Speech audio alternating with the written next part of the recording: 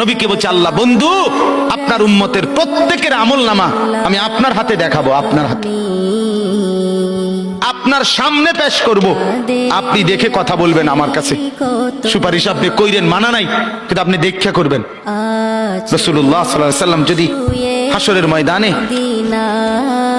এরকম আমলনামা খুলে উল্টায় আর পৃষ্ঠার পর পৃষ্ঠা দেখে ফজর নাই, জোহর নাই, আসর নাই, মাগরিব নাই, ইশা নাই, শনিবার রবিবার, মদ জুয়া, অবৈধ উপার্জন, গান বাদ্য, নাটক, সিনেমা, জিনা, ব্যভিচার, বেহায়া, বেপর্দা সব উল্টায়, আল্লাহর নবী সাল্লাল্লাহু আলাইহি সাল্লাম তখন বলবে উম্মত কি এটা?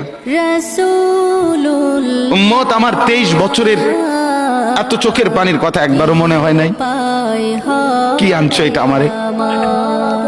উম্মত তুমি জানো না আমি যে তায়েফের পাথরের আঘাতে পুরা পিঠ চালনির মতো ঝাঁঝরা বানায় ফেল